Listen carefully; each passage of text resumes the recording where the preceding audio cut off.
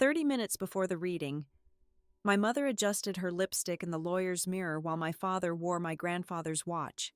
They thought they had locked me out of the hospital, the funeral, and the future. The lawyer finished the first will, giving them everything. Then he touched a second sealed folder, looking straight at them. This part is what Estela wanted the truth to accompany. I understood right then. Grandmother did not just leave assets. She left a trap. My name is Morgan Flores. I am 34 years old, and I am sitting in a room that feels more like a holding cell than a place of mourning. The law office of Weston Hale sits right in the dead center of Marrow Creek, trapped between a failing hardware store and a diner that always smells of burnt grease.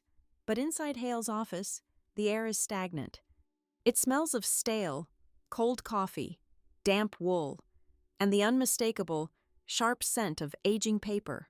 The walls are paneled in dark, oppressive mahogany that seems to absorb all the light leaking through the single frosted window. The ceiling feels 2 feet too low.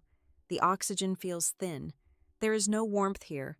There is only the clinical, suffocating tension of a courtroom right before a verdict is read. We are not a family gathered to remember a matriarch. We are adversaries waiting for the judge to strike the gavel. Directly across from me sit my mother, Nora Flores, and my father, Calvin Flores. They arrived exactly 20 minutes early. I know this because they were already entrenched in the heavy leather guest chairs when I walked in, posturing like royalty holding court. They are not dressed for a grieving process. They are dressed for an awards ceremony. My mother wears a tailored charcoal suit that looks brand new, the fabric crisp and stiff, paired with a silk blouse that catches the dim light. Her posture is unnervingly perfect. Beside her, my father shifts his shoulders in a sharp navy blazer, his hair slicked back, his expression a mask of solemn, practiced dignity that does not reach his eyes. They look victorious. They look like two people who have already spent the inheritance in their heads. Then, I see the details. The small, glittering thefts that make the bile rise in the back of my throat. Hanging from my mother's earlobes are Grandmother Estela's vintage pearl earrings. I know those pearls. I know the tiny, almost invisible scratch on the left one. Grandmother wore them to church, to every holiday dinner, and to my high school graduation. They belonged against her soft, wrinkled skin, not framing the harsh, angular jawline of a woman who had barred her own daughter from her mother's deathbed. My gaze drifts to my father. He reaches up to adjust his collar, and the cuff of his blazer pulls back to reveal my grandfather's mechanical watch. The silver band catches the fluorescent light. That watch had sat safely in Grandmother's velvet-lined jewelry box for 15 years after Grandfather passed. She kept it wound. She said the ticking made the house feel less empty. Now, it is strapped to my father's wrist, a preemptive trophy of a war I did not even know we were fighting until it was too late. Seeing those items on them is not just an insult, it is a violation. It is a physical manifestation of their greed. Worn openly before the ink on the legal documents has even seen the light of day. My breathing turns shallow, but I force my face to remain completely blank. I will not give them the satisfaction of a reaction. Nora notices my stare. She does not look guilty. She looks challenged. She shifts in her chair, leaning across the narrow expanse of the polished mahogany conference table. The heavy scent of her expensive floral perfume cuts through the smell of old paper, sickeningly sweet. She reaches under the table, before I can pull back. Her fingers clamp down on my wrist like a vice. Her nails, perfectly manicured and painted a deep, bruised burgundy, dig sharply into my skin. She leans closer. Her voice is a harsh, vibrating whisper meant only for me. If you touch one single cent of this estate, Morgan, she hisses, her lips barely moving, if you make a scene, if you contest a single line of what happens today, I will absolutely ruin you. We will tear your reputation in Marrow Creek to shreds. You will lose your job at the compliance office. You will have nothing and no one. Do not test me. For 34 years, this exact tone has been the mechanism of my compliance. This was the voice that told me I was too sensitive, that I was remembering things wrong, that I was making a big deal out of nothing. Usually, this is the exact moment I shrink. Usually, I pull my arm away, drop my gaze to my shoes, and let the suffocating weight of their authority crush whatever protest I had forming in my chest. Not today. I do not flinch. I do not try to yank my arm out of her grip. Instead, I let my hand rest completely dead and heavy on my lap, and I lift my eyes to meet hers. I lock onto her cold, calculating stare, and I do not blink. I hold the eye contact with a terrifying, hollow stillness. I can feel the exact moment her confidence falters. Her grip loosens just a fraction of an inch. She is waiting for the apology, the retreat, the familiar fear. It never comes. I am looking at a stranger. The psychological leash snaps. I am no longer the scared child trying to earn her way into a locked hospital room. I am just a woman watching a thief try to justify her crime. The heavy oak door creaks open, breaking the silent standoff. Lawyer Weston Hale steps into the room. He is a tall, severe man in his late 60s, carrying a thick stack of manila folders. He does not offer condolences. He simply takes his seat at the head of the table, adjusts his wire-rimmed glasses, and sets the files down with a heavy, definitive thud. My mother retracts her hand instantly, smoothing her skirt and returning to her posture of serene mourning. Hale clears his throat. He reaches for the top folder. It has a bright blue plastic tab sticking out from the side. "We are here for the reading of the estate of Estela Flores," Hale begins, his voice dry and devoid of emotion. "I have right here the probated will, filed and authenticated." A synchronized, audible sigh of relief escapes my parents. Calvin nods slowly, a smug, barely concealed smile playing at the corners of his mouth. Nora sits back, her shoulders dropping a fraction, the tension leaving her spine. They have won. In their minds, the blue folder is the finish line, the house, the accounts, the history. It is all officially theirs to pawn. But from my angle, I can see something they cannot. The blue folder is not resting on the bare table. It is resting on top of a second, thicker envelope. This one is sealed shut with thick, tamper-evident tape. Peeking out from the edge is a bright red tab. Before Hale can open the blue folder, the heavy oak door opens again. A second person walks into the room. It is a woman, dressed in a sharp, modern gray suit, carrying a sleek leather briefcase. She does not look like a local Marrow Creek attorney. She has the polished, ruthless energy of the city. She does not introduce herself. She simply walks to the empty chair beside Hale, places her briefcase on the floor, and sits down, folding her hands on the table. My mother frowns, glancing between Hale and the stranger. Calvin's smug smile falters. The air in the room suddenly drops 10 degrees. Nobody explains who this woman is. Nobody explains why she is sitting at the table for a simple, straightforward family will reading. Hale rests his palm flat against the blue folder. His eyes flick toward my parents, then over to the stranger, and finally, they settle heavily on me. "We will read the documents in order," Hale says. His voice is quieter now, carrying a weight that makes the fine hairs on my arms stand up. And the order today is very important. 6 months before the suffocating silence of Weston Hale's office, my life was beautifully, predictably ordinary. I worked as a compliance specialist at the Marrow Creek Permit and Compliance Office, a job that suited my meticulous nature perfectly. My days were spent buried in zoning ordinances, property line disputes, and dense building codes. I spent 40 hours a week hunting for missing signatures, verifying contractor licenses, and catching unauthorized structural changes on commercial blueprints. It was not a glamorous career, and it certainly did not pay enough to afford tailored silk blouses or vintage mechanical watches. I drove a 12-year-old sedan, lived in a modest one-bedroom apartment on the quiet side of town, and budgeted my groceries down to the exact dollar. But I was independent. I was disciplined. I owed nothing to anyone, and that was exactly how I liked it. I did not inherit this structured, careful nature from my parents. I inherited it entirely from Estela Flores. My grandmother raised me far more than my mother and father ever did. While they were perpetually chasing the illusion of wealth, buying cars on terrible credit, and hosting dinner parties they could not afford just to impress people who did not care, Estela was the one making sure my winter coat fit. She was the one who taught me how to read a bank statement, how to file my taxes, and how to look a person in the eye and demand what was promised. Never let anyone make you feel small, she used to tell me.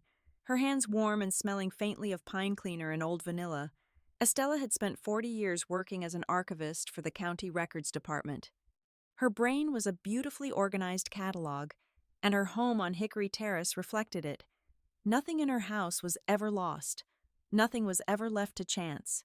If you opened the bottom drawer of her heavy oak desk, you would find pristine manila folders holding appliance warranties from 2 decades ago, tax returns sorted chronologically, and utility bills clipped together with terrifying precision. Every single document was labeled with a heavy-duty black marker. She viewed life through the lens of verifiable facts. She taught me that spoken words evaporate, but ink endures. That organizational DNA ran deep in my veins. It was the absolute foundation of our bond. Because of our shared love for routine, we had an unbreakable standing appointment. Every Tuesday evening at exactly 8 o'clock, we talked on the phone. These calls were the anchor of my week. I would sit on my worn sofa with a mug of herbal tea, and she would ask me about my files. I would tell her about local contractors trying to sneak unapproved additions past the city council, and she would laugh her sharp, clear laugh, teasing me for being as strict as an IRS auditor. She was my confidant, my mentor, and my only real family. The fracture in my world started during our final normal Tuesday call, exactly 6 months ago. When she picked up the receiver that night, her voice sounded different. It was thinner than usual, possessing a papery, fragile quality that made my chest tighten with a sudden, unnamed worry. But her mind was entirely lucid. We talked about my week, the changing autumn weather, and the neighborhood stray cat she had been feeding on her back porch. Then, without any preamble or logical transition, the warmth dropped from her voice. "Morgan," she said, her tone suddenly carrying the heavy, authoritative weight of her county archivist days. "If anything happens, I need you to remember the blue tin box in the kitchen." I blinked, caught completely off guard. I thought she was momentarily confused, perhaps mixing up a memory or suddenly remembering a baking ingredient she needed me to buy. "Oh, the recipe box," I asked, forcing a light, teasing laugh to mask my unease. "Are you finally giving me the secret to the snickerdoodles because I have been asking for 10 years? She did not laugh. The silence on the line was thick, heavy, and intensely uncomfortable.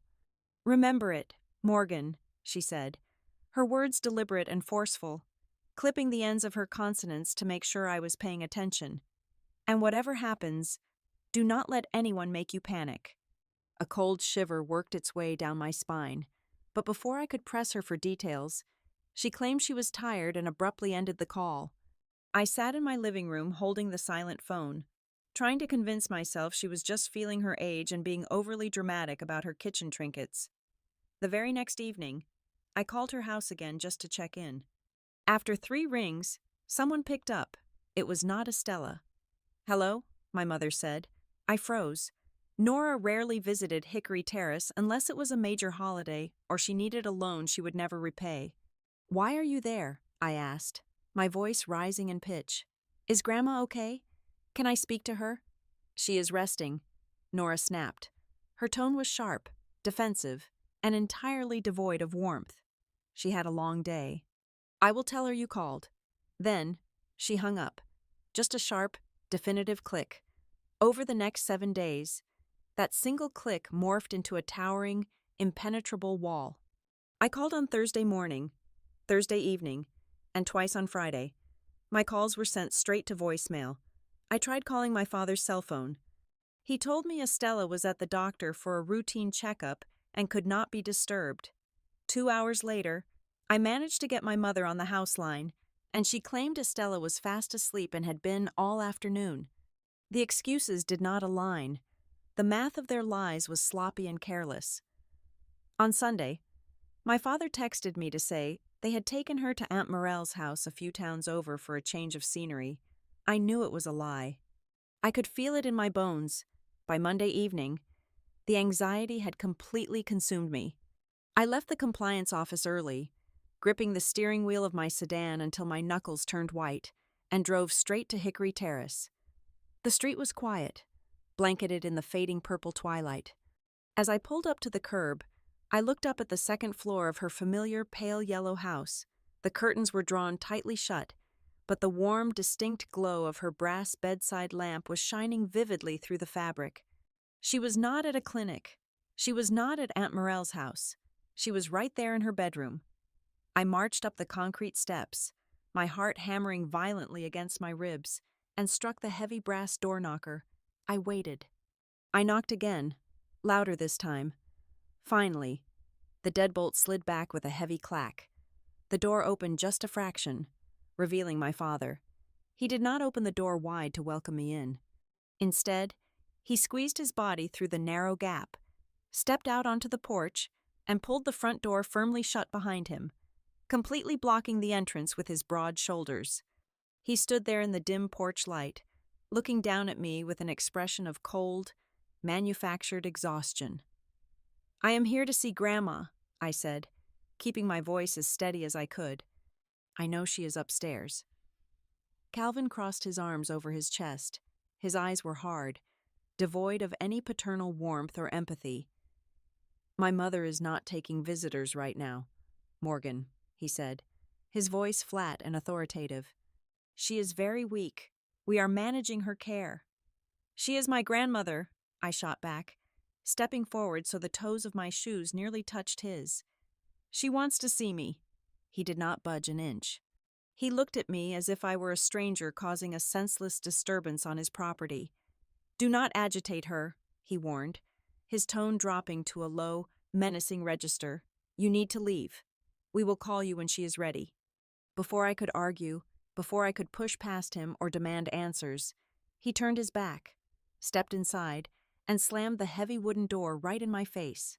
The lock engaged with a final, echoing thud. I stood alone on the porch, staring at the painted wood, suddenly realizing that I was not just being kept out of a physical house, I was being methodically erased from her life. Over the next 14 days, I drove to Hickory Terrace 7 different times. I tried at 7 in the morning before my shift at the compliance office. I tried at noon during my lunch break. I even tried at 9 in the evening, hoping the sheer exhaustion of managing a household would make my parents careless. It never did. Every single time I walked up those concrete steps, the door would crack open just enough to reveal my mother's defensive scowl or my father's broad, unyielding shoulders. Their excuses shifted constantly, possessing the fluid, slippery logic of a poorly constructed lie. One afternoon, my mother claimed the visiting nurse was in the middle of a sponge bath and absolutely could not be interrupted. Barely 48 hours later, my father stood in the exact same spot and told me she was in a deep, medicated sleep that would last until the next morning.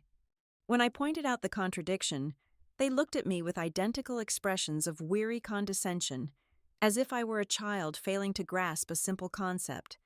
I knew they were lying, but the absolute confirmation came from the woman next door. I was standing by my 12-year-old sedan, staring up at the second-floor window, when Ruth Ellery walked over from her garden. Ruth had lived next to my grandmother for 30 years.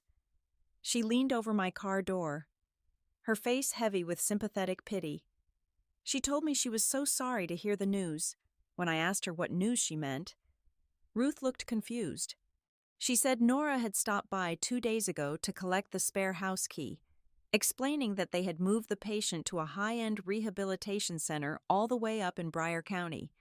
My mother had spun a tragic tale about needing specialized, round-the-clock care that the house simply could not accommodate. I thanked Ruth, my voice shaking, and looked back up at the house. Through the slight gap in the drawn curtains, the warm glow of the brass bedside lamp was shining exactly where it always did. They had not moved her anywhere. They were just building a fortress of lies to ensure no one in the neighborhood would come knocking. That was the moment the compliance specialist in me took over completely. If they were going to play a game of shifting narratives, I was going to treat my own family like a fraudulent zoning permit. I drove to the pharmacy and bought a thick, wire-bound ledger. I started documenting every single interaction. I created columns for dates, times, and verbatim quotes. On a Tuesday afternoon, I parked 3 blocks away and walked back just to write down the license plate number of the white medical transport van idling in the driveway. I logged the exact duration the nurse stayed inside. I became a ghost haunting the perimeter of my own family history, turning my desperation into cold, hard data. But my parents were not just keeping me out of the house, they were actively dismantling my credibility in the town. Marrow Creek is small, the kind of place where a rumor can circle the entire community before noon. I started noticing the pitying, uncomfortable looks from people I had known for years. The cashier at the grocery store, the teller at the credit union. I finally cornered a woman from my grandmother's church in the produce aisle, and the truth spilled out. My parents had been conducting a masterful soft smear campaign. They were telling everyone that I was simply too dramatic to handle the medical reality of the situation. They painted a picture of a hysterical daughter who worked in a bureaucratic office and therefore saw conspiracies and lawsuits in every shadow. They told people I was a disruption to the peaceful environment required for recovery. They were weaponizing my profession and my grief against me, making the entire town believe I was the problem. I realized I needed professional help. I spent an entire Wednesday morning calling every elder law attorney within a 50-mile radius. The reality of the legal system hit me like a physical blow. The cheapest consultation fee I could find was $350, just to sit in a leather chair for 45 minutes and explain my situation. Retaining an attorney to file an emergency injunction would require an upfront deposit of at least $5,000.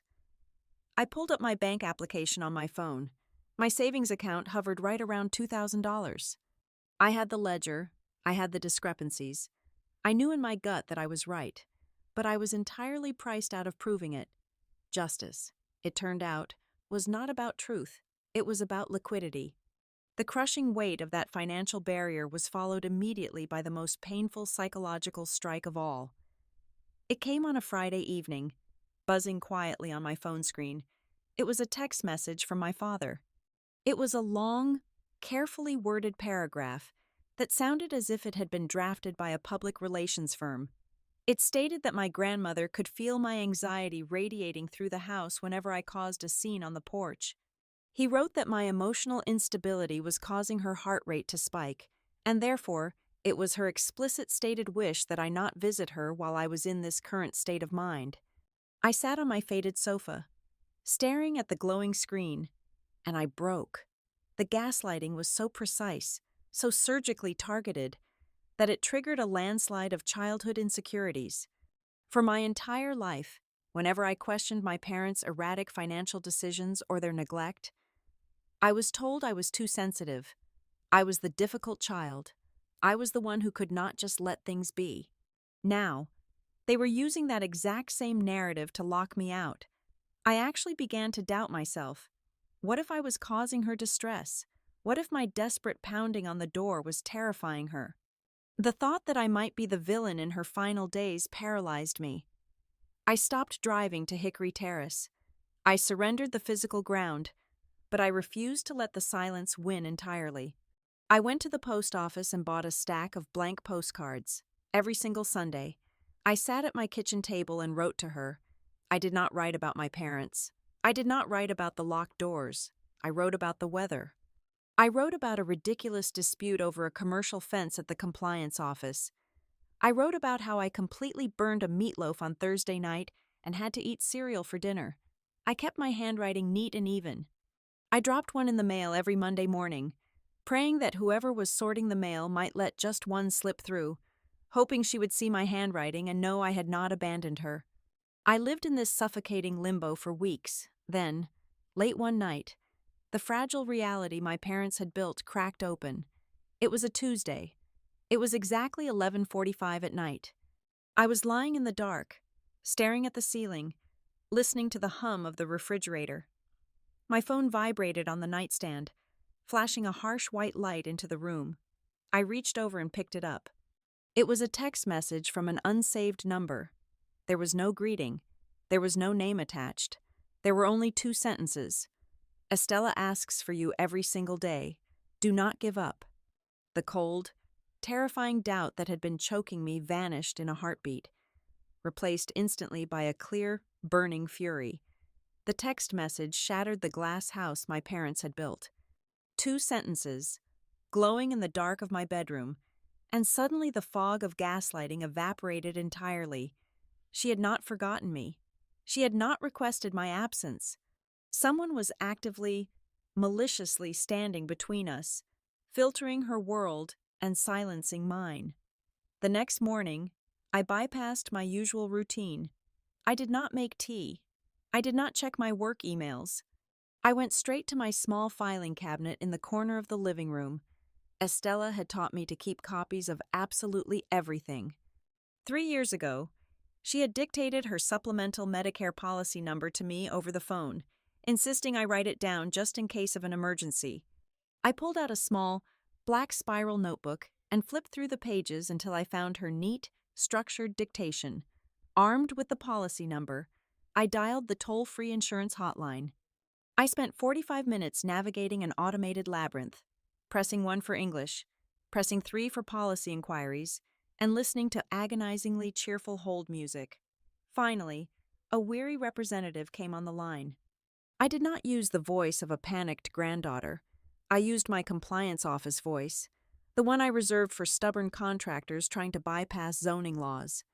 I stated I was updating my administrative records for Estela Flores and required the name of the assigned palliative care agency.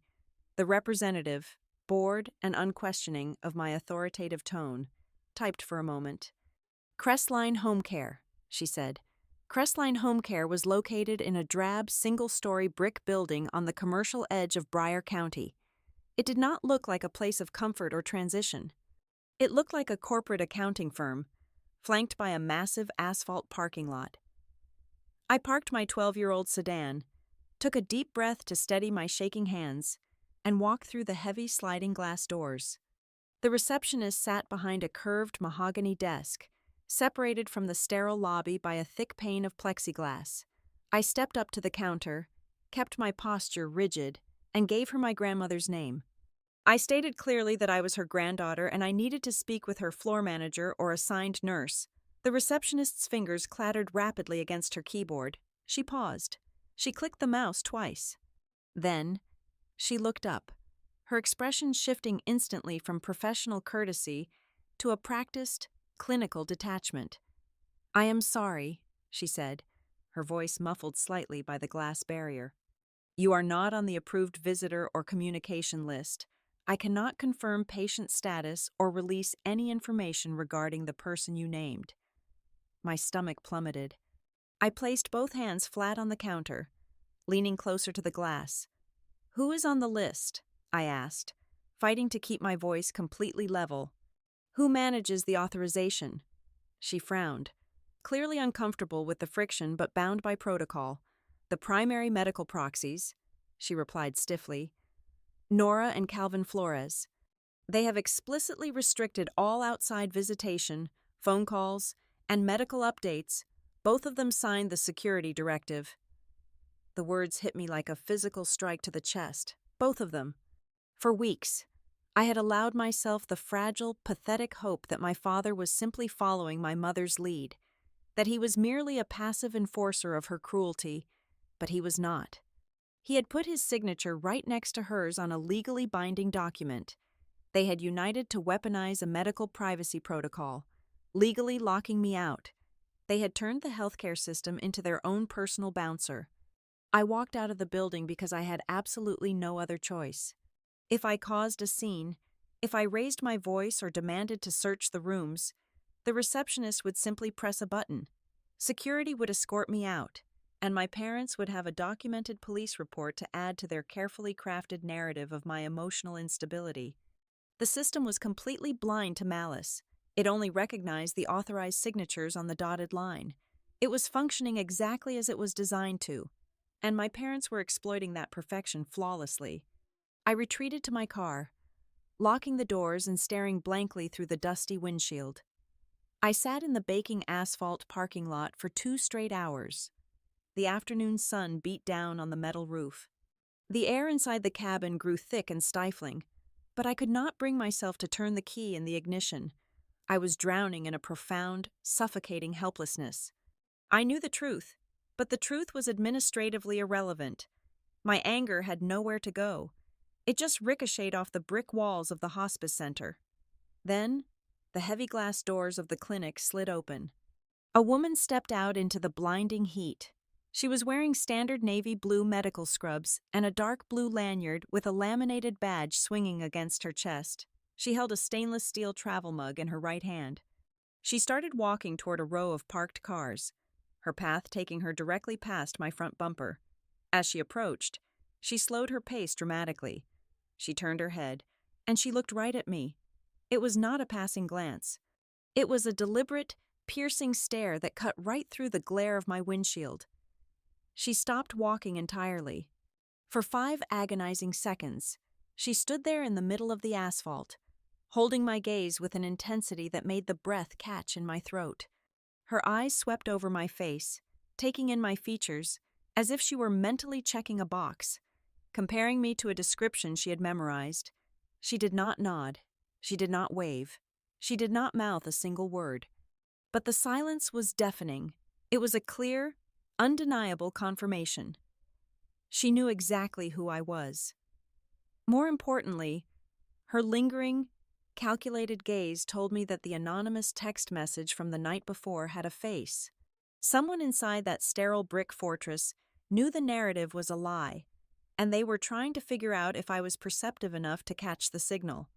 Before I could even think to unbuckle my seatbelt or roll down my window, she broke the eye contact, turned her back, and walked swiftly to a small silver compact car.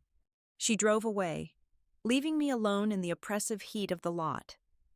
I drove back to my apartment in a state of hyper-focused clarity. The paralyzing, tearful grief that had weighed me down for weeks was completely gone, burned away by the cold friction of what I had just experienced.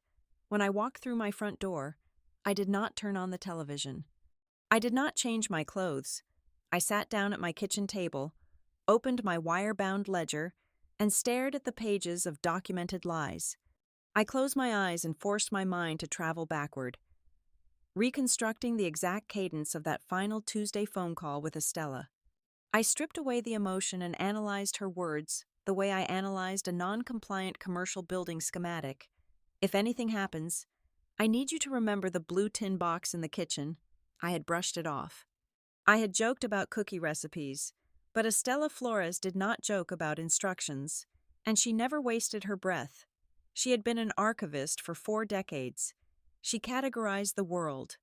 She knew her health was failing, and she knew exactly how ruthless her daughter could be when money was involved.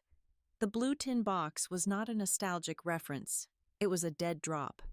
It was a meticulously planted directive from a woman who knew she was about to be isolated and needed to leave a trail of hard evidence for the only person she trusted to find it. I opened my eyes. The realization locked into place, cold and sharp as a newly cut key. I was entirely done sending optimistic postcards into a void. I was done standing on the porch, waiting for permission from the people who had stolen the locks. My parents wanted to play a high-stakes game of legalities and administrative control. They thought they had outsmarted me because I was just a low-level desk clerk. But they forgot what a compliance officer actually does for a living. I hunt for the structural flaws in the paperwork. I find the buried discrepancies. From this exact second forward, I was no longer a grieving, helpless granddaughter. I was building a case. Exactly 14 days after my silent standoff in the sweltering asphalt parking lot of the hospice center, my phone vibrated against the kitchen counter. I had just finished washing my dinner plate. The screen illuminated the dark kitchen, displaying my mother's name in stark white letters. I dried my hands on a dish towel, took a slow, steadying breath, and answered. "Your grandmother passed away this morning," Nora said. Her voice was completely stripped of any human warmth. It held the crisp, efficient cadence of someone calling to confirm a minor change to a dinner reservation. She did not pause to let the devastating reality of those words settle into my bones. "The funeral service will be held on Thursday at 10 o'clock in the morning at the parish," she continued, dictating the schedule. "Wear something decent. Make sure your hair is actually styled. We do not need you looking like a mess." Before I could force a single sound past the tight knot in my throat, before I could ask how it happened, or if Estela was in pain at the very end, the line clicked. The call was over. My mother did not offer a fraction of a second for shared grief. She did not ask how I was feeling. She had delivered the final, crushing blow of my grandmother's existence as a simple administrative update. When Thursday morning arrived, the sky over Marrow Creek was a heavy, suffocating sheet of pale gray. Inside the local stone church, the air was thick with the overpowering, cloying scent of hundreds of white lilies. It smelled less like a celebration of life and more like an active cover-up. I stood in the very back of the nave, pressing my shoulders against the cold plaster wall near the heavy oak entrance doors. From my vantage point, the entire tragedy played out like a grotesque, beautifully choreographed stage production. Nora and Calvin were positioned right at the front, stationed perfectly beside the closed casket to ensure maximum visibility. They were playing the roles of the devoted, heartbroken children with nauseating precision. My mother wore a tailored black dress that looked brand new and breathtakingly expensive.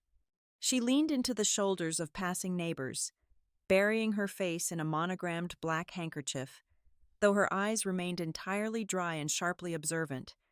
My father stood rigidly beside her, shaking hands with solemn, practiced gravity.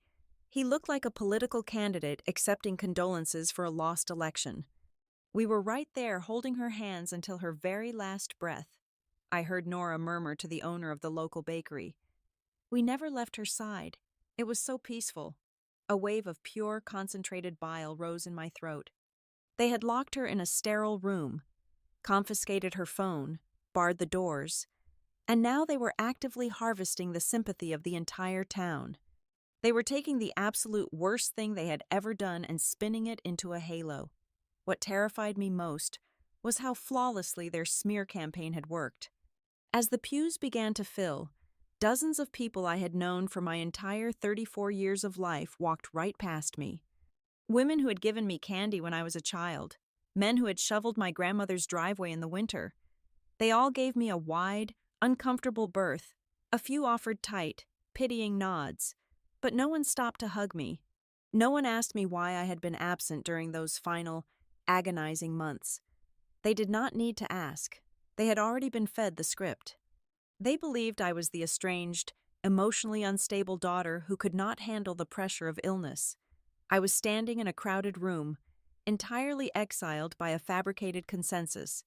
About 20 minutes before the service was set to begin, my father left his post at the front and walked down the center aisle.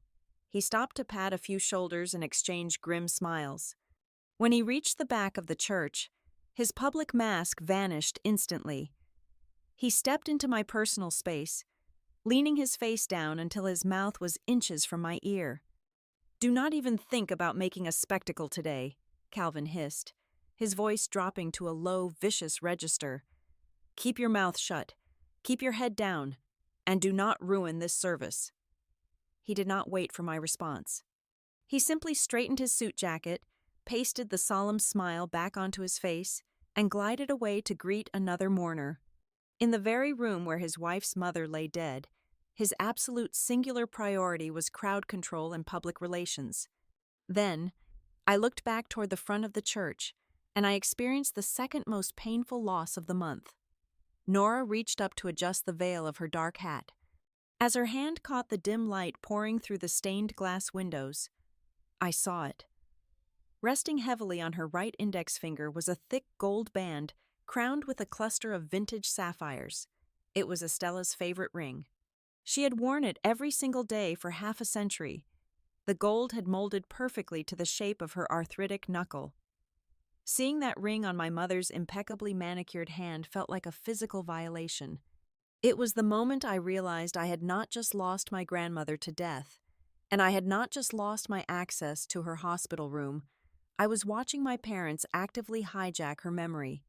They were pillaging her life while her body was still in the room. The service began, but the prayers and eulogies blurred into a meaningless drone. I stared at the dark wooden floorboards, completely numb.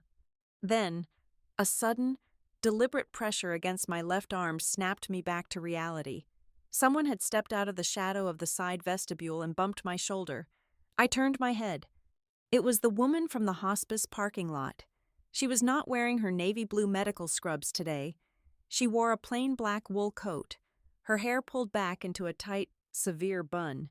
She did not look at my face. She kept her eyes fixed straight ahead, staring at the altar, but she leaned her weight slightly toward me. "She said your name every single day," the woman whispered. Her voice was barely louder than the rustle of winter coats in the pews, but the words struck me with the force of a physical impact.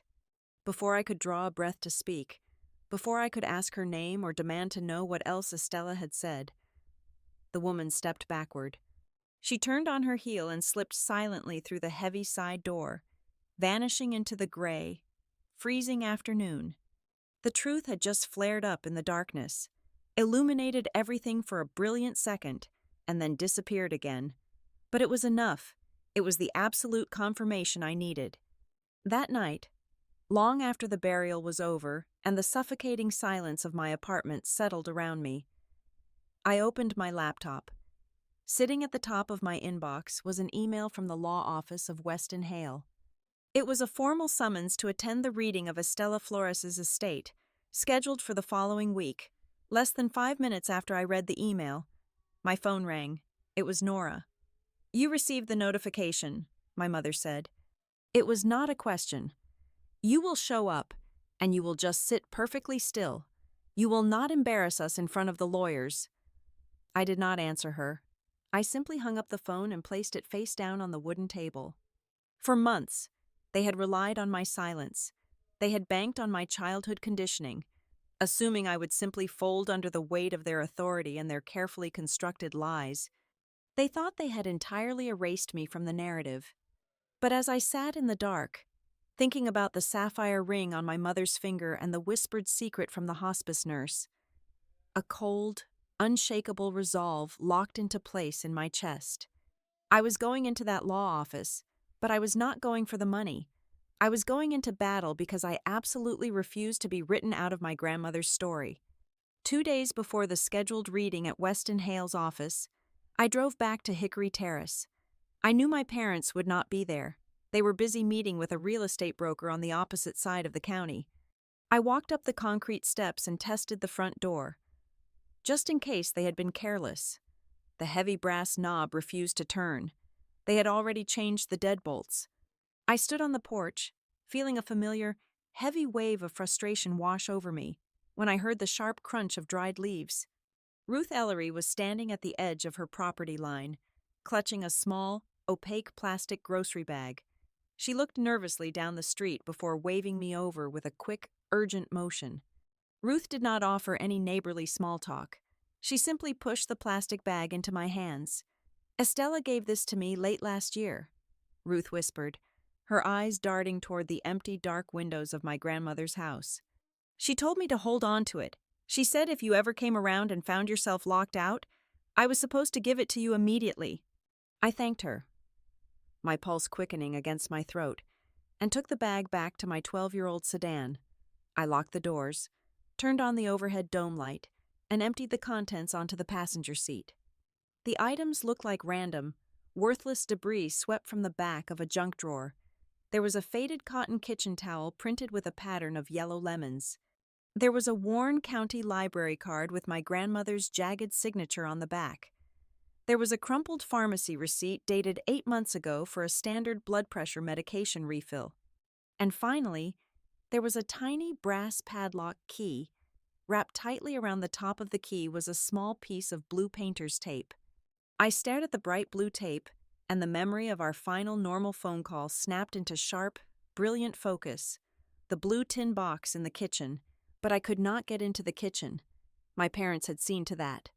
I sat in the driver's seat, analyzing the puzzle with the same cold, detached logic I applied to municipal zoning discrepancies at the compliance office.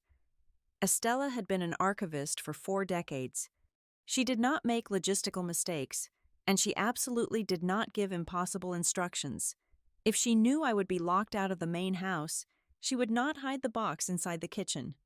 I looked back at Ruth's yard, then at the detached garage sitting at the end of Estela's long asphalt driveway.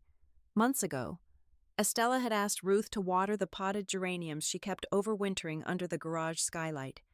Ruth had a spare key to the side door. I got out of the car, walked back to Ruth, and asked to borrow the garage key. She handed it over without a single question. The side door of the garage swung open with a heavy, metallic creak. The air inside smelled deeply of damp potting soil, old motor oil, and dried lavender. I walked past the row of dormant geraniums and began scanning the dusty wooden shelving units lining the back brick wall. Tucked behind a heavy stack of empty terracotta planters, completely invisible from the doorway, sat a rusted, rectangular container. It was an old blue tin recipe box. My hands were physically shaking as I pulled it down and set it on a wooden workbench. I used the tiny brass key from the plastic bag. The small padlock clicked open instantly. I lifted the lid. The top section was filled with exactly what you would expect to find. There were dozens of yellowed index cards covered in cursive, detailing baking temperatures for casseroles and peach cobblers. But I dug my fingers underneath the thick stack of recipes and pulled out what was hidden at the absolute bottom. It was a heavy cream-colored envelope.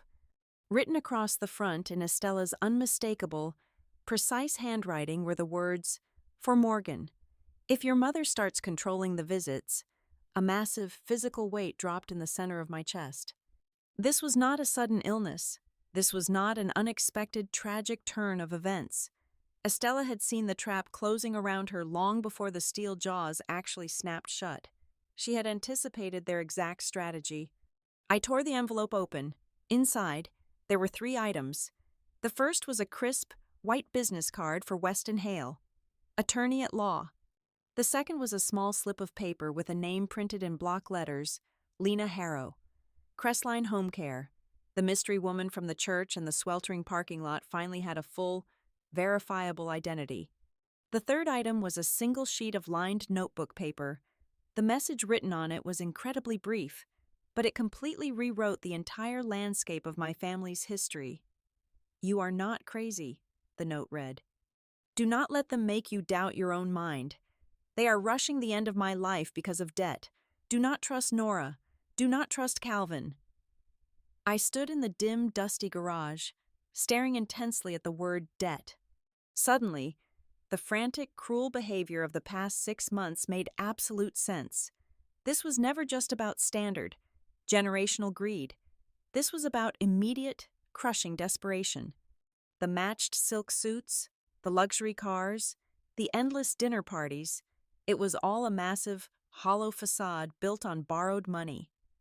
My parents were not just waiting to inherit wealth. They were drowning, and Estela's estate was their only remaining life raft. The financial stakes were not theoretical.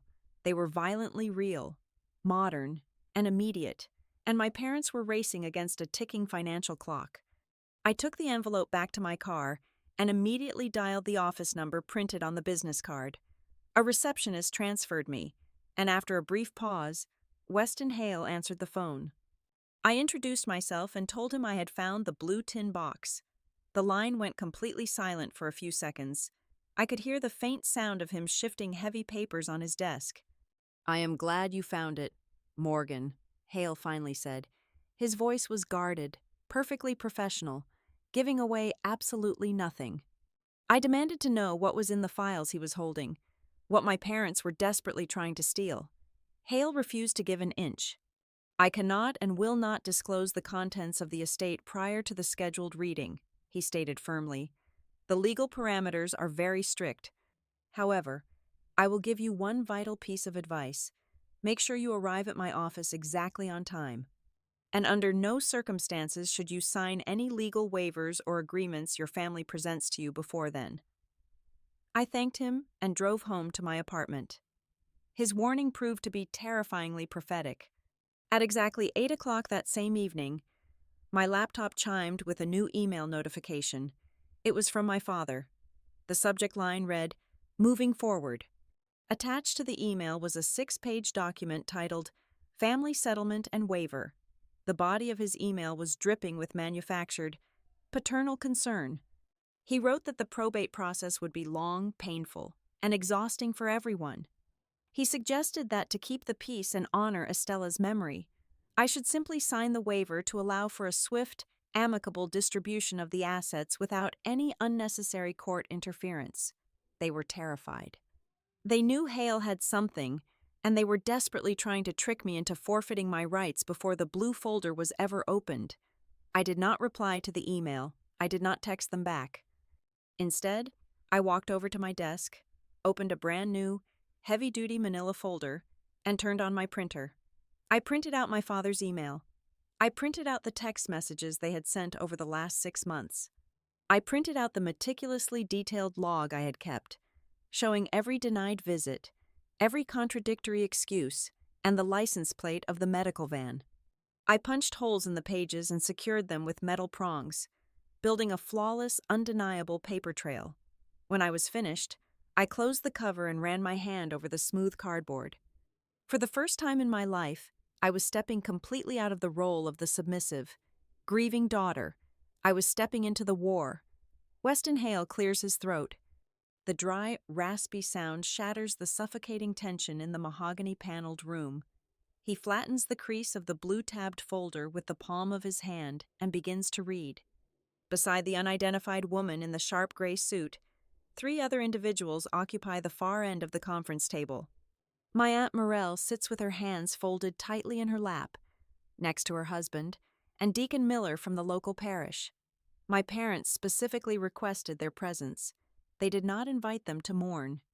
They invited them to serve as an audience for their victory lap. Hale's voice drops into a flat, rhythmic drone, stripping an entire human life down to a sterile inventory of assets. He reads the legal property description of the house on Hickory Terrace. He lists the primary checking and savings accounts held at the Bryan County Credit Union. He details the contents of the safety deposit box, explicitly mentioning the vintage jewelry collection, which includes the heavy sapphire ring currently gleaming on my mother's right index finger.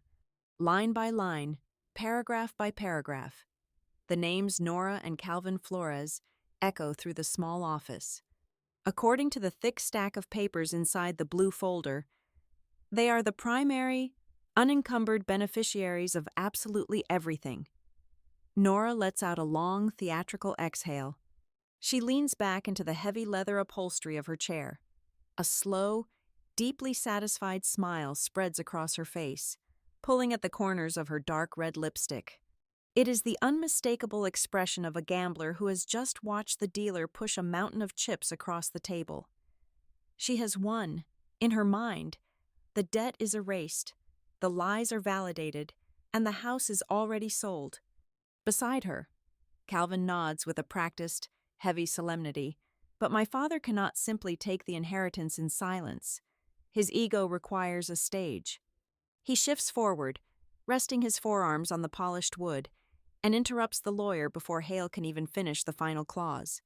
"We are just so grateful she is finally at peace," Calvin says, directing his voice toward Deacon Miller and Aunt Morel rather than the attorney.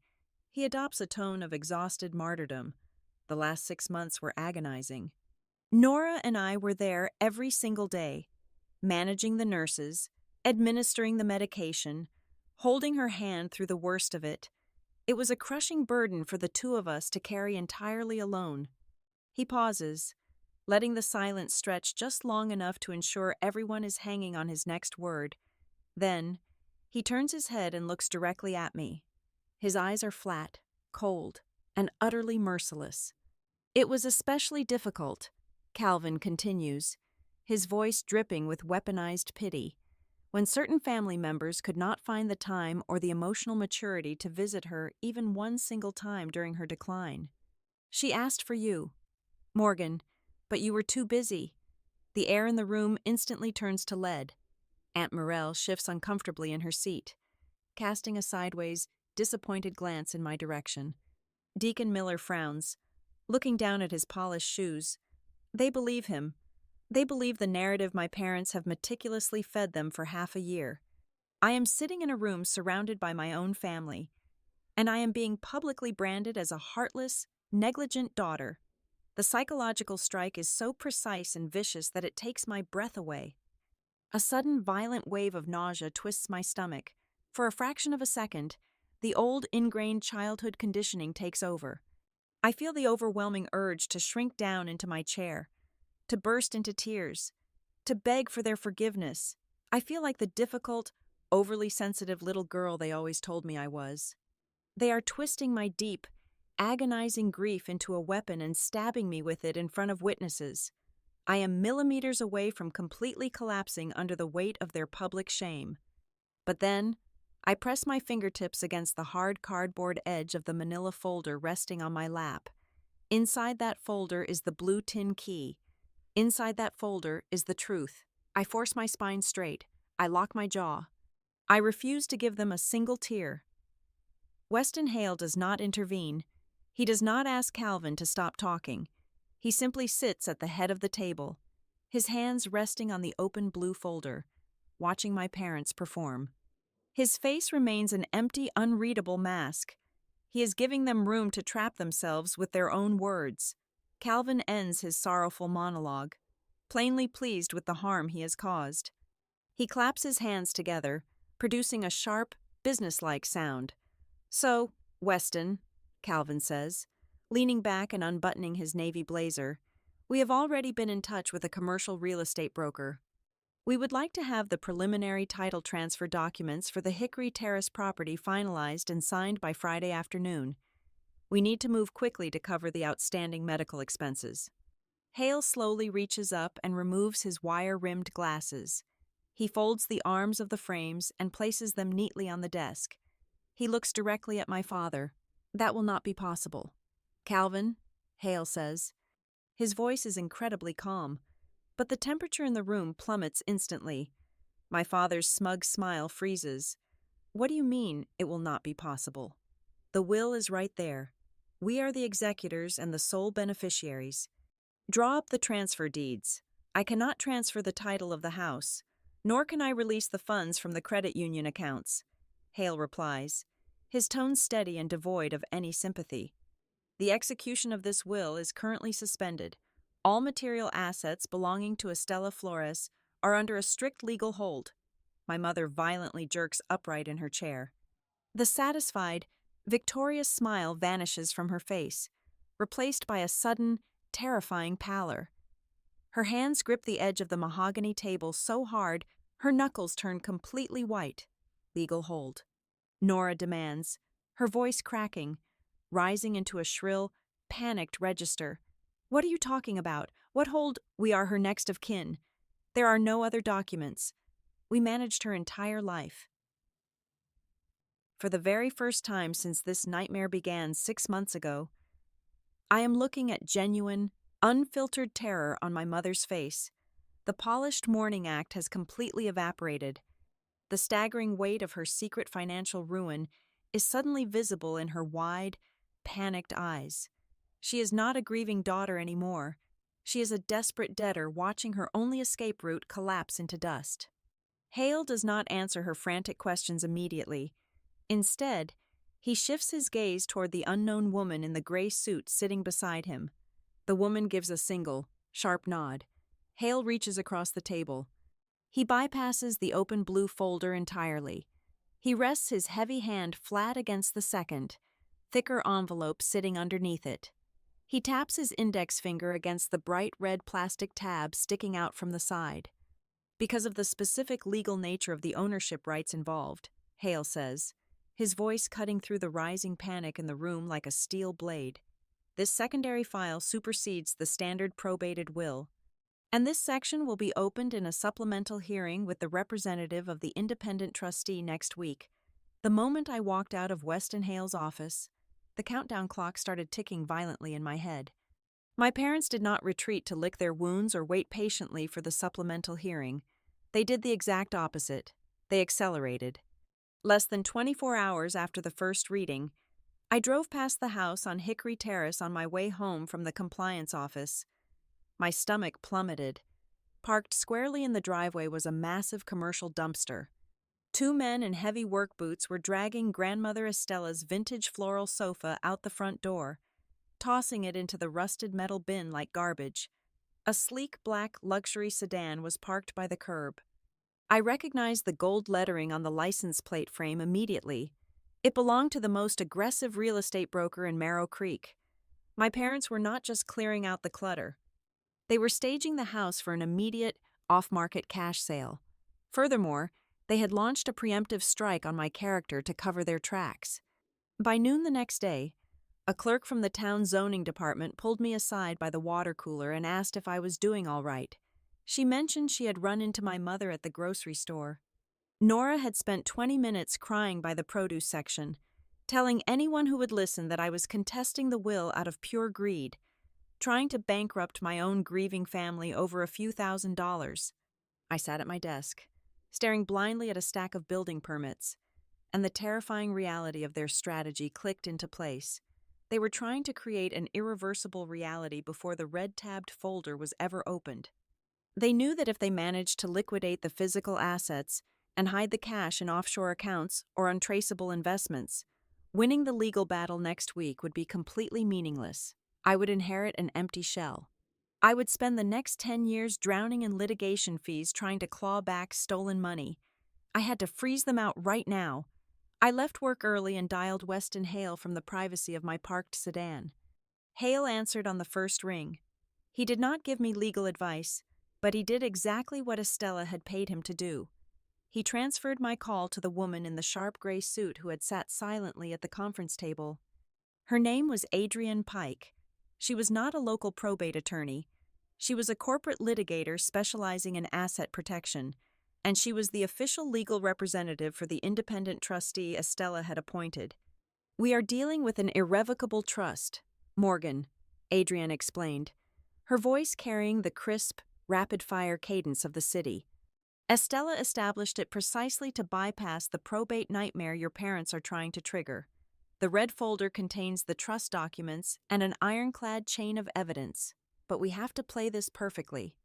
If we skip a single procedural step, your parents will file endless appeals claiming administrative errors.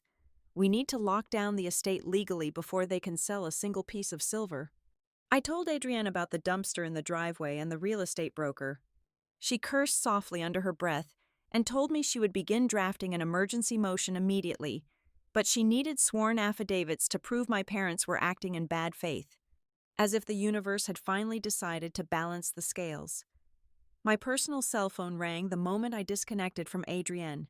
The caller ID displayed an unknown local number. I answered, and the voice on the other end was quiet but firm. It was Lena Harrow, the hospice nurse. She was calling from her personal line, far away from the recorded clinic phones. "I cannot stay on long," Lena said, the sound of passing traffic echoing in the background. "But you need to know what happened on the day she signed those final papers. Your grandmother was completely, undeniably lucid. She knew exactly what day it was. She knew the names of the current president and the town mayor. She explicitly demanded that no family members be present in the room, and she requested that 2 independent clinic staff members stand as legal witnesses alongside the mobile notary. She orchestrated the entire thing to ensure nobody could claim she was heavily medicated or confused." I pressed my forehead against the steering wheel, a wave of profound gratitude washing over me. "Thank you," I whispered. "They have been telling everyone she was out of her mind. They have been telling me she did not want to see me." Lena let out a sharp, bitter sigh. "That is the other thing you need to know. Morgan, they did not just put your name on a restricted visitor list at the front desk. They isolated her completely." Lena paused, taking a steadying breath before dropping the detail that made my blood run entirely cold. "They confiscated her personal cell phone," Lena revealed. "Your mother changed the numeric lock screen passcode so Estela could not bypass it. Nora kept the phone in her own designer handbag. Whenever Estela begged to call you, Nora would take the phone out, pretend to dial your number, and then tell your grandmother that you were forwarding her calls straight to voicemail. They stole her voice. Morgan. They manufactured your absence to break her spirit. The sheer, calculated cruelty of it took my breath away. It was not just greed, it was psychological torture. I ended the call with Lena and immediately drove to my grandmother's neighborhood. I bypassed the house on Hickory Terrace and went straight to the homes of Ruth Ellery and Denise Klein, two of Estela's oldest friends. Sitting in their respective living rooms, I explained exactly what was happening. I did not ask them for money. I asked them for the truth. Within 2 hours, I had 2 signed, handwritten statements detailing exactly how Nora had lied to them about Estela being moved to a distant, unreachable rehabilitation facility. They documented the dates, the specific lies, and their own willing isolation from their dying friend based on my mother's fabricated narrative. I scanned the documents using an application on my phone and emailed the files directly to Adrian Pike. By 9 o'clock the next morning, Adrian was standing in front of a judge at the Bryan County Chancery Division.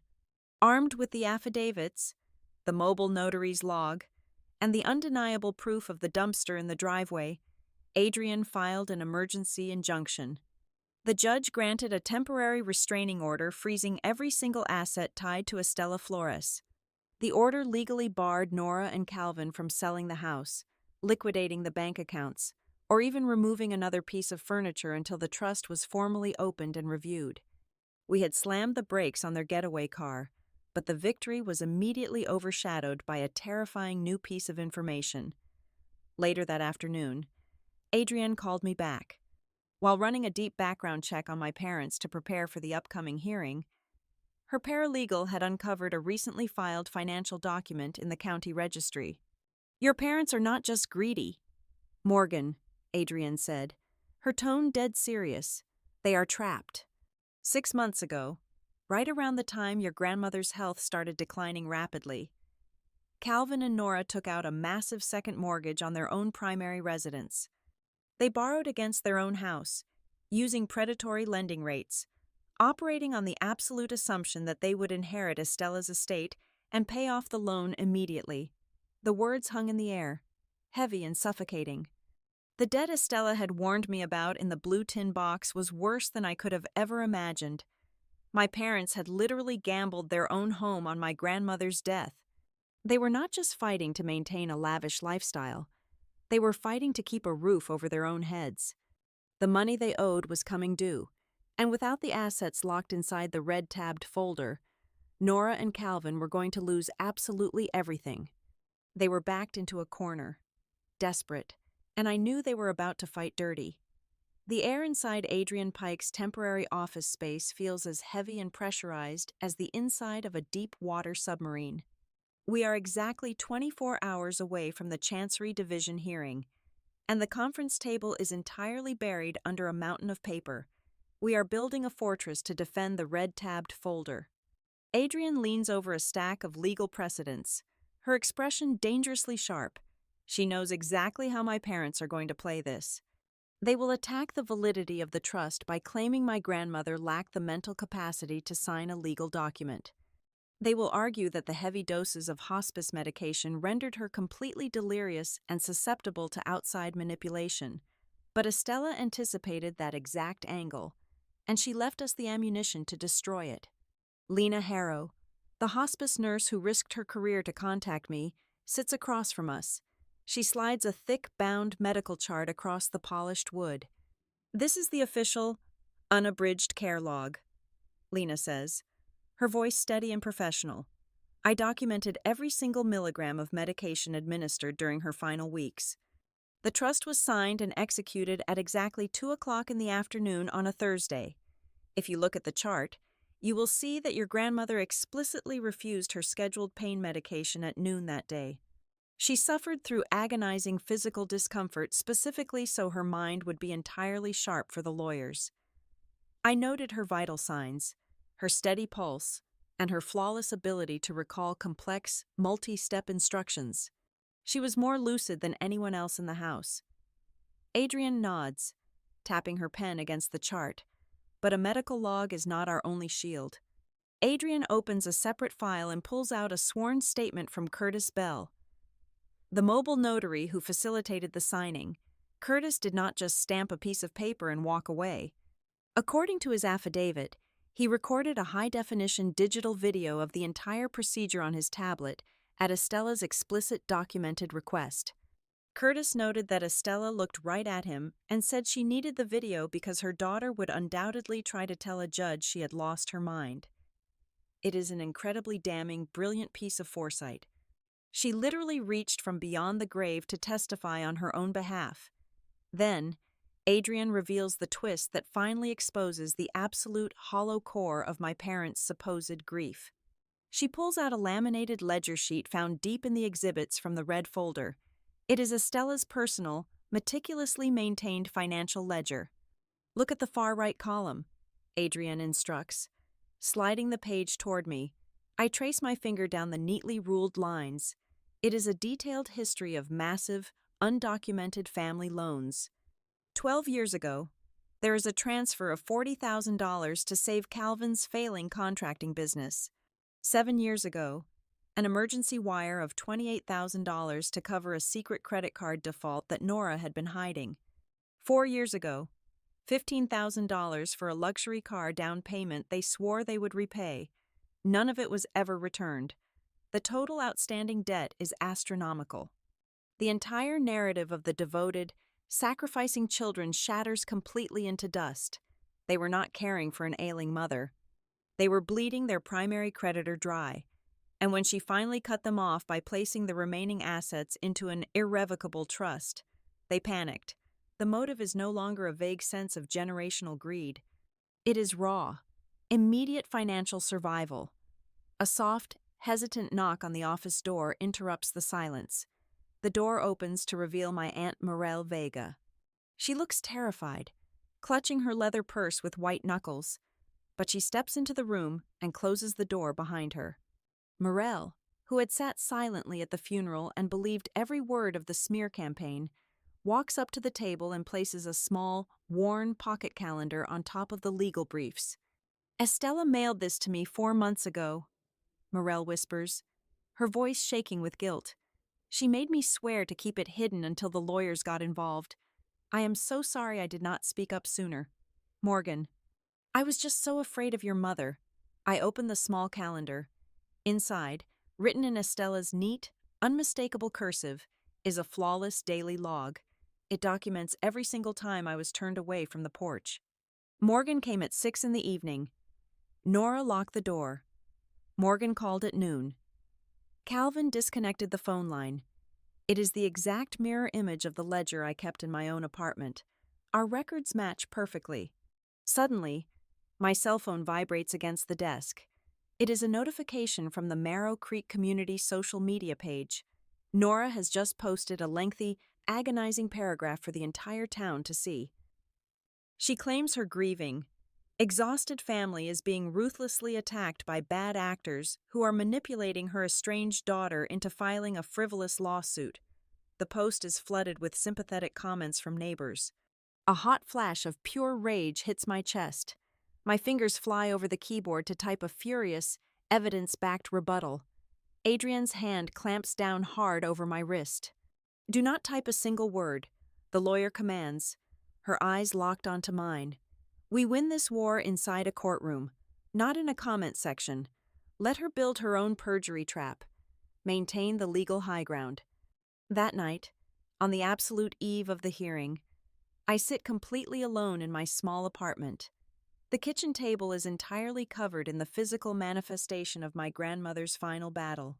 Legal briefs, medical charts, ledgers, and sworn affidavits. In the center of it all rests the handwritten envelope I found in the blue tin box. I slide my finger under the flap and pull out the heavy cream paper.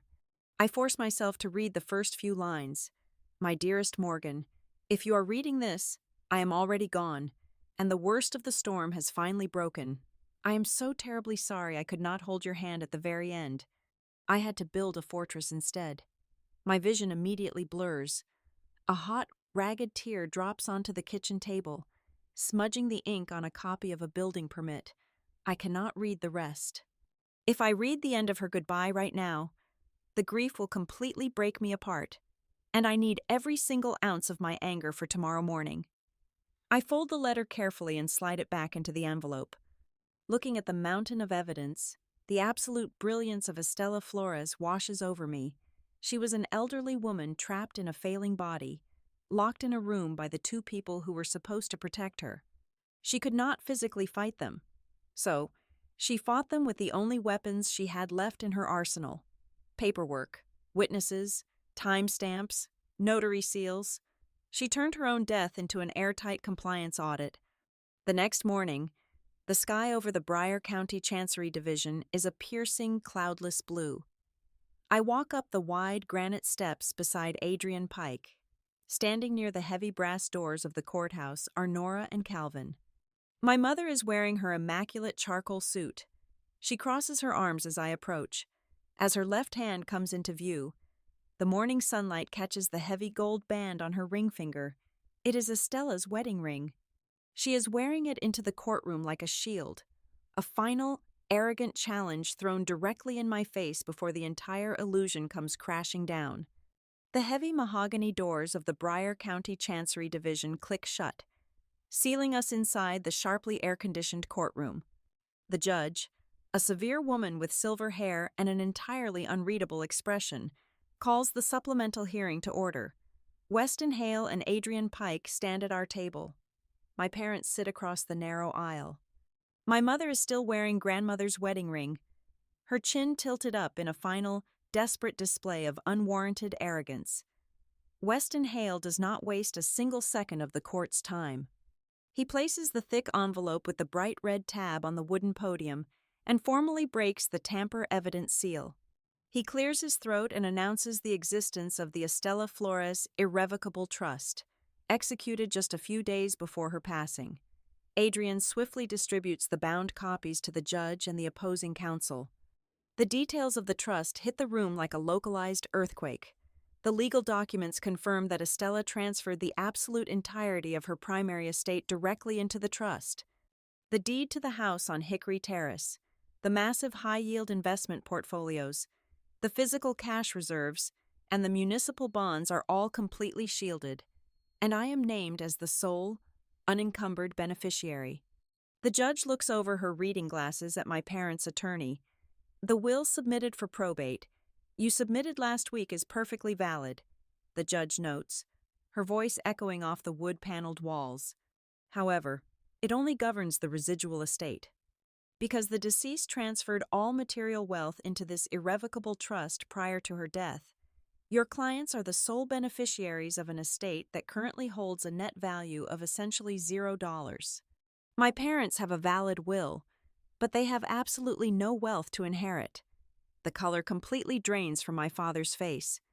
My mother grips the edge of the defense table so hard her knuckles turn stark white. The crushing, suffocating reality of their impending financial ruin crashes down on them in real time. Before their lawyer can even attempt to argue a lack of mental capacity, Adrienne calls our witnesses. Lena Harrow steps up to the microphone. She does not flinch under my mother's murderous glare. Lena details the agonizing isolation my grandmother endured. She testifies under oath about the confiscated cellular device, the modified lock screen passwords, and the explicitly restricted visitor logs managed by Nora and Calvin. Then, Curtis Bell presents his tablet to the court clerk. The digital video is projected onto the large monitor mounted on the wall. The courtroom goes completely silent. There is Estela. She looks fragile, her frame swallowed by the sterile hospital bed, but her eyes are piercingly bright and focused. She looks directly into the lens. She states her full name. She states the exact date, the day of the week, and the current time. She identifies Curtis and the two clinic nurses standing in the background. Then, she delivers the final, undeniable truth.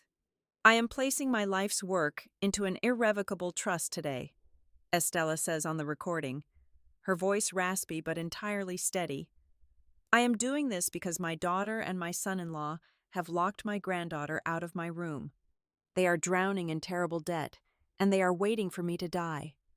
I am of perfectly sound mind, and I am cutting them off. The video ends. My mother is staring at the floor, her chest heaving, the arrogant facade shattered into pieces. Weston Hale steps back up to the podium and asks the judge for permission to read one final document into the official public record. It is the handwritten letter from the blue tin box. Hale's dry, measured voice carries the words my grandmother wrote for me. My dearest Morgan. Hale reads, I know they will try to make you feel small. I know they will try to convince you that I abandoned you. I could not give you a proper goodbye at my bedside, so I am leaving you the absolute truth as a shield. This is not just about the money. This is my final testament that I saw you, I loved you, and I knew exactly who they were. The judge does not need to deliberate. She strikes her gavel with a heavy, definitive thud. The trust is officially recognized and fully activated. Furthermore, the judge glares fiercely at my parents. She upholds the emergency injunction and issues a direct, binding order. Nora and Calvin are commanded to immediately return the vintage floral sofa, the jewelry, and every single item they looted from the property for a strict inventory check. Every pending real estate transaction is permanently blocked. Court adjourns. The gallery empties. I walk out into the bright marble hallway. My parents are standing near the elevators, looking completely hollowed out and entirely defeated. I do not scream at them. I do not cause a dramatic, hysterical scene the way they always accused me of doing. I simply walk right up to them. I look my mother directly in her panicked, tear-filled eyes. I am calling a locksmith at 3 o'clock this afternoon, I say, my voice perfectly level and calm. I am taking back the house. I am taking back her ring.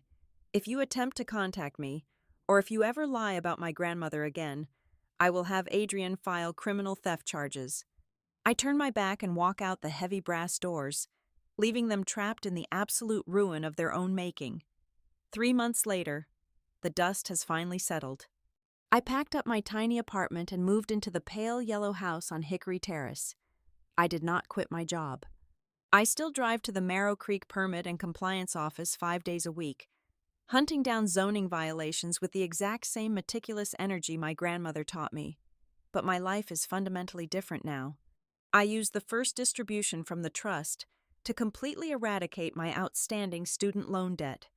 With the guidance of Adrienne Pike, I took a portion of the investments and established the Estela Flores Vocational Fund, a small, annual scholarship dedicated to helping local high school students afford trade school tuition. The sun is beginning to set, casting a warm, golden glow across the front porch. I am sitting in her old wooden rocking chair. The neighborhood is perfectly quiet. I reach into my pocket and pull out the heavy cream envelope. I read her final words one more time. The crushing anxiety that defined my childhood is gone. For the very first time in 34 years, I take a deep breath, feeling the solid wood beneath me, and I know I am finally standing on ground that absolutely no one can ever pull out from under my feet. Thank you so much for listening to my story today. Please leave a comment and let me know where you are listening to this story from, so we can interact and share our thoughts together. If you enjoyed this, please subscribe to the Zoe Revenge Stories channel, like the video, and support me even more by hitting the hype button so this story can be heard by many more people.